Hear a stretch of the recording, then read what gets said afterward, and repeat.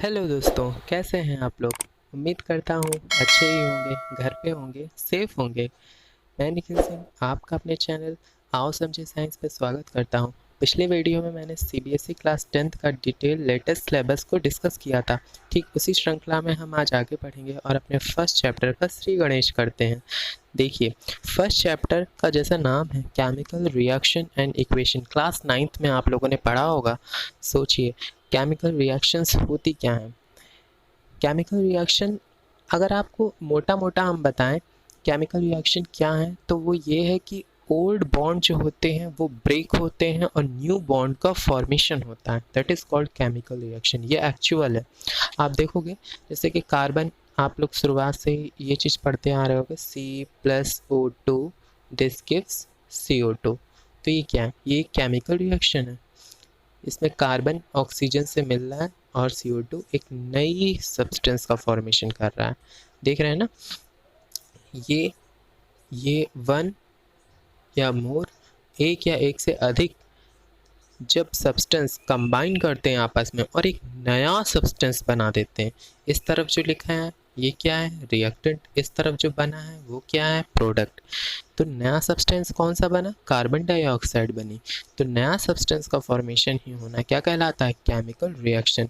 और जिसको मैंने इस वे में लिखा था, अगर मैं ये बोल देता कि कार्बन रिएक्ट विथ ऑक्सीजन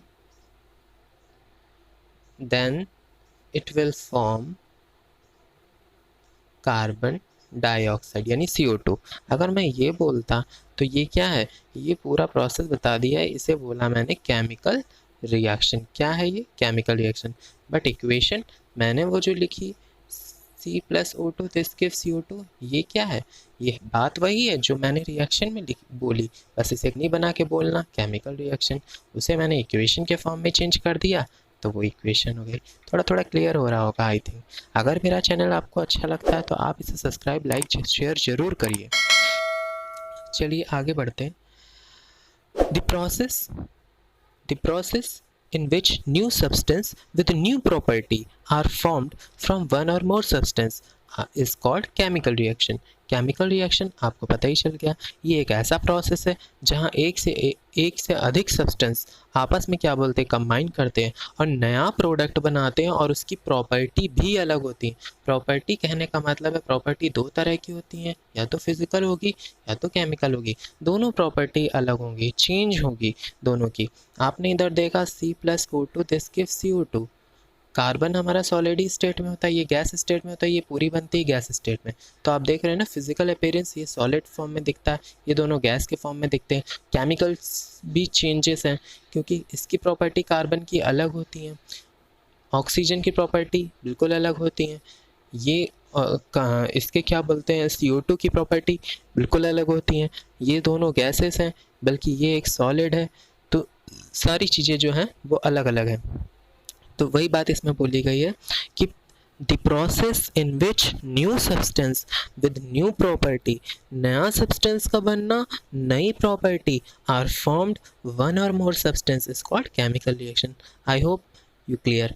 आप क्लियर हैं? अगर आपको कोई प्रॉब्लम होती है, अगर आपको कोई चीज़ समझ नहीं आती, तो आप मुझे क्या बोलते हैं, नीचे कमेंट करिए कि सर ये चीज़ नहीं समझ आई, मैं उसको दूसरे दिन क्लियर कर दूंगा। ओके। और दूसरी चीज़, जैसा कि मैं ये वीडियो बना रहा हूँ, ये पार्ट 1 है इसका। पार्ट 1 में जितना आराम से पढ़िए, धीरे धीरे पढ़िए, एक एक चीज़ें समझ में, कोई जल्दबाजी नहीं है। अब तो सिलेबस भी कम है काफ़ी, हल्का हल्का धीरे धीरे रेस्ट लेके पढ़िए। मैं फिर इसके बाद क्वेश्चंस भी कराऊंगा उनके, क्योंकि चैप्टर समझना बहुत आसान है, उससे क्वेश्चन कैसे पूछता है CBSE उसको टैकल करना थोड़ा सा मुश्किल होता है, मैं वो भी साथ में करूँगा। चलिए देखते हैं। अब जब हम कोई रिएक्शन करते हैं तो आपने देखा होगा, एक होता है LHS, एक तरफ होता है RHS। इस एरो पे डिपेंडेंट होता है। अच्छा एक बात बताइए, ये एरो जो होता है, ये एरो इसका नाम होता है इरिवर्सिबल। इरिवर्सिबल का मतलब होता है एक बार अगर यहाँ से रिएक्शन यहाँ पे हो गई तो इस रिएक्शन को बोलते हैं फॉरवर्ड रिएक्शन। ये हमेशा एक बार होने के बाद दोबारा वापस रिटर्न नहीं होती। लेकिन आपने कभी कभी ये वाला सिंबल भी देखा होगा, इसका मतलब होता है ये फॉरवर्ड और बैकवर्ड दोनों डायरेक्शन में करती है। ये लेफ़्ट से राइट की तरफ भी होती है, राइट से लेफ़्ट की तरफ भी रिवर्स हो जाती है कुछ एग्जाम्पल आगे आएंगे, मैं बताऊंगा आपको। अब इसके बाद देखते हैं the substance which take part in a chemical reaction. कोई केमिकल रिएक्शन हुई हमारे अंदर, हम नहीं समझ पाए ये क्या हुई। जैसे कि आप देखिए H2 प्लस 3H, एक मिनट, हाँ N2 बहुत कॉमन है reaction, N2 plus 3H2 iron molybdenum, और इसके साथ में 2NH3, ये बन गया प्रोडक्ट अमोनिया। अमोनिया का मैंने फॉर्मेशन किया। आपको देख रहा होगा अमोनिया बनाने के लिए ऐसे केमिकल जिन्होंने पार्टिसिपेट किया, पार्टिसिपेट कौन कौन करे हैं, ये 2 लोग पार्टिसिपेट करें। ये जो पार्टिसिपेट करे हैं तो इनको बोलेंगे हम लोग रिएक्टेंट। लेकिन जो बना है वो क्या है, प्रोडक्ट फॉर्म हुआ है वो क्या है, प्रोडक्ट है जो बन के तैयार हुआ है। अच्छा, अब आप पूछ रहे होंगे सर ये क्या चीज़ है, ये बेटा होते हैं कैटालिस्ट। ये रिएक्शन की रेट को बढ़ा देते हैं। कोई चीज़ मतलब ये वापस हमें प्रोडक्ट के फॉर्म में नहीं मिलते, लेकिन ये साझेदारी करते हैं। मतलब साझेदारी कहने का इन द सेंस कि ये उसमें शामिल होते हैं लेकिन जाते नहीं। समझ रहे हो बेटा? जैसे कि हम क्या बोलते हैं, चाय बनाते हैं तो चाय पत्ती डालते हैं, तो चाय पत्ती का फिल्ट्रेट पीते हैं, लेकिन चाय पत्ती जो होती है वो ऊपर क्या बोलते हैं, फेंक देते हैं। पार्टिसिपेट किया, चाय पत्ती जो हुई, पानी यूज़ किया गया, चाय पत्ती जो हमने डाली, चाय पत्ती एज अ कैटालिस्ट चाय बनाने के लिए। समझ रहे हैं ना? एग्जाम्पल अच्छा है वैसे, ठीक है। अब देखिए एग्जाम्पल की बात करें तो हमारे ये डेली यूजेस में है। डेली यूजेस में हम देखते हैं कि केमिकल रिएक्शन कौन कौन सी होती हैं। डाइजेशन होता है, हमारा फूड कैसे डाइजेस्ट होता है, केमिकल सब्सटेंस, क्योंकि माउथ में हमारे क्या होती है, सलाइवा में कौन सा एंजाइम होता है, टाइलिन, सेलिवरी एमाइलेज जिसका नाम। फिर इसके बाद आता है रिस्पिरेशन भी आप देखते हैं हमारी बॉडी में क्या होता है, C6H12O6 ग्लूकोज होता है। जैसे ही हम ऑक्सीजन लेते हैं एटमॉस्फेयर से तो ये किस में ब्रेक डाउन हो जाता है, CO2 और वाटर में ब्रेक डाउन हो जाता है। हुआ ना ये केमिकल रिएक्शन। फिर इसके बाद रस्टिंग ऑफ आयरन में जैसे ही क्या बोलते हैं, वाटर और ऑक्सीजन मॉइस्चर आता है तो ये रस्ट कॉज कर देता है। फिर बर्निंग ऑफ मैग्नीशियम रेबन को ऑक्सीजन के प्रेजेंस में जब जलाते हैं तो क्या बन जाता है, MgO। ये रिएक्शन बैलेंस नहीं है, बैलेंस करनी पड़ेगी आपको इसको। बैलेंस ऐसे अभी मैं बैलेंस ही बताऊंगा ना, तब बता दूंगा, तो ठीक है। फिर इसके बाद फॉर्मेशन ऑफ कर्ड, दूध से दही बनना भी क्या बोलते हैं, एक केमिकल रिएक्शन है।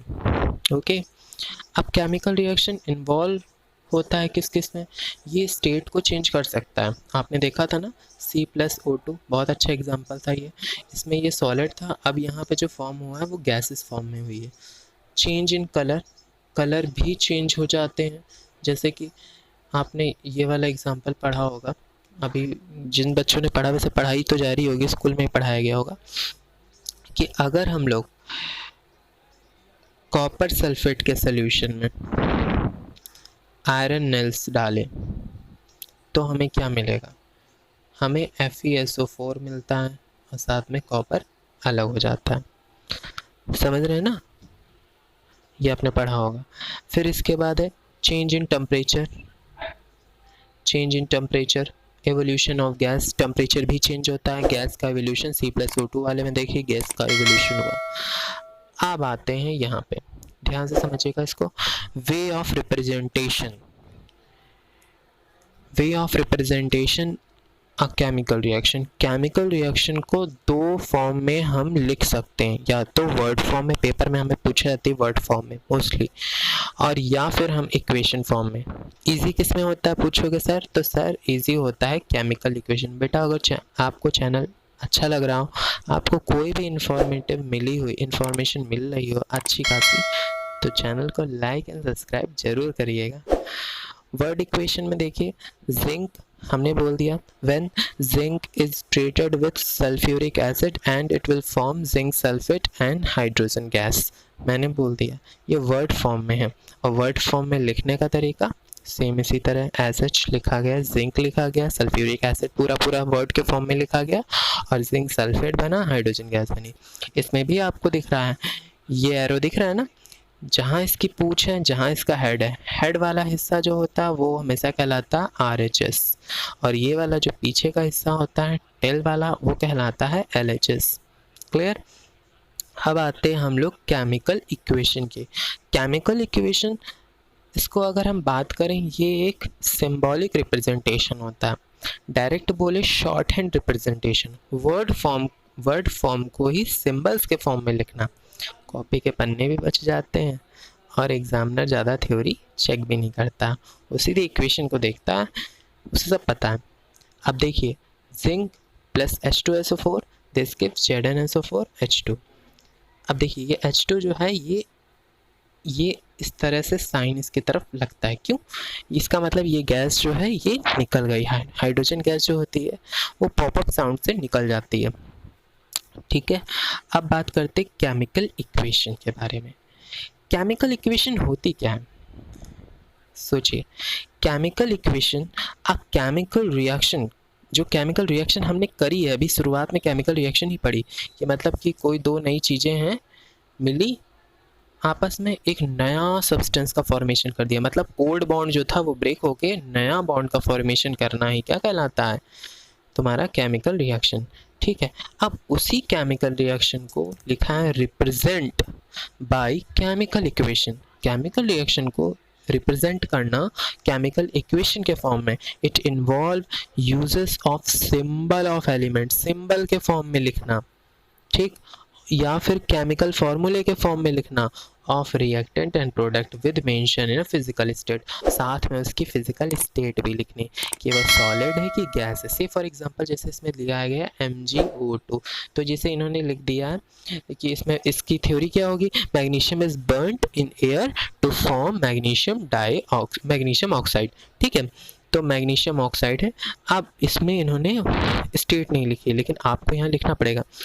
आपको जब ये लिखना है तो Mg लिखना है, यहाँ पे सॉलिड प्लस O2 लिखना है, ये लिखना है आपको गैस, और MgO ये वाइट कलर का पाउडर होता है, ये भी सॉलिड के फॉर्म में कलेक्ट होता है नीचे।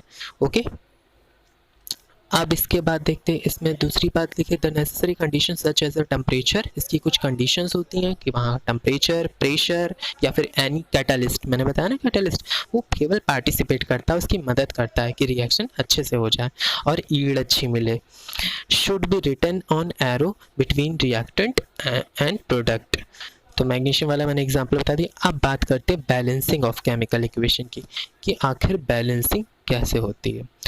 तो ठीक है, अभी आप केवल इतना रिवाइज करिए, मेरी मानिए, इतना रिवाइज करिए। बैलेंसिंग करना क्या बोलते हैं मैं कल बताऊंगा आपको। बैलेंसिंग के लिए हिडन ट्रायल मेथड है, बहुत ईजी मेथड है, आप एक एक करके चलिए, ज़्यादा भागिए मत। अभी मैंने आपको बताया, एक बार रिवाइज कर देता हूँ मैं। मैंने आपको केमिकल रिएक्शन बताई और केमिकल इक्वेशन बताई, दो चीज़ें, इसमें कोई डाउट तो नहीं है।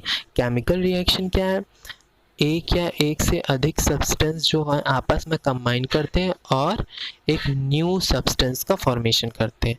एक एग्जांपल लेके और बता दूं, जैसे कि H2 plus O2 this gives H2O। ये बैलेंस नहीं है, इसे बैलेंस करना पड़ेगा। बैलेंस के लिए आपको नहीं पता, अभी मैं कल बैलेंस ही आपको बताऊंगा। अभी वीडियो ज़्यादा लंबा हो जाएगा तो भी आप नहीं देखोगे। तो H2 है, O2 है, H2O है। अब इसमें देखिए H2 O2 देख रहे हैं ना, ये बैलेंस है क्या? O2 इधर है, इधर ऑक्सीजन है, तो इसको हमने 2 बैलेंस कर लिया। जब इधर किया 2 तो यहाँ पे H कितने हो गए 4, तो हमने इधर 2 कर लिया। ये हो गई केमिकल इक्वेशन। अब आपको देखा केमिकल रिएक्शन ये कैसी है, इसमें एक H2 दूसरा H2, 2 H2 है और O2 इसमें एक ही है, ये डबली बॉन्डेड। तो अब देखिए ये जब यहाँ से बॉन्ड ब्रेक करेगा और इनके बॉन्ड ब्रेक करेंगे तो ओ के बीच में ये दो एच आ जाएंगे, इस ओ के बीच में ये दो, तो नहीं वाटर जो बना ये 2 मॉलिक्यूल बने। आपको समझ में आ रहा होगा कि पुराने बॉन्ड इनके टूट गए हैं और नए बॉन्ड ऑक्सीजन से आकर के जुड़ गए हैं। ये भी क्या है, केमिकल रिएक्शन है। आई थिंक ये क्लियर हो गया होगा। तो ये न्यू बॉन्ड का फॉर्मेशन केमिकल रिएक्शन। और केमिकल इक्वेशन मैंने क्या बताया, केमिकल इक्वेशन में जो वर्ड के फॉर्म में है, वर्ड के फॉर्म में है उसको सिंबॉलिक रिप्रेजेंटेशन, सिंबॉलिक रिप्रेजेंटेशन यानी कहने का मतलब है शॉर्ट हैंड, कहेंगे short hand representation, short hand representation कहलाता है। जैसे से फॉर एग्जांपल अगर हम बोल दे कि methane is treated with air, air के साथ में ऑक्सीजन के फॉर्म में इसका कंबशन होता है तो क्या बनता है, इसमें से CO2 और वाटर रिमूव हो जाता है। कैसे, हाइड्रोजन कितने हैं 4, 4 का आधा कितना 2 मॉलिक्यूल निकल जाएगी, ऑक्सीजन बैलेंस हो गई। ओके समझ आया, बैलेंस हुई अभी। देखिए इधर देखिए 2 ऑक्सीजन, ये 2 ऑक्सीजन, तो इधर कितने हैं 4 ऑक्सीजन है, लेकिन इधर कितने हैं 2, तो हमें क्या करना पड़ेगा 2 लगाना पड़ेगा। समझ आ गया, ठीक है। आज के लिए इतना ही रखते हैं। कल आप क्या बोलते हैं पूरी तैयारी के साथ आएगा बैलेंसिंग सीखने के लिए, किस तरह रिएक्शन को बैलेंस करते हैं। आप अपने फ्रेंड्स को बताइए, अपने दोस्तों को बताइए, सबको बताइए। अगर आपके लिए ये यूज़फुल वीडियो लगता है तो इससे मेरे चैनल को सब्सक्राइब करिए, लाइक करिए, कमेंट करिए, शेयर करिए, सपोर्ट करिए। जय हिंद, जय भारत, भारत माता की जय।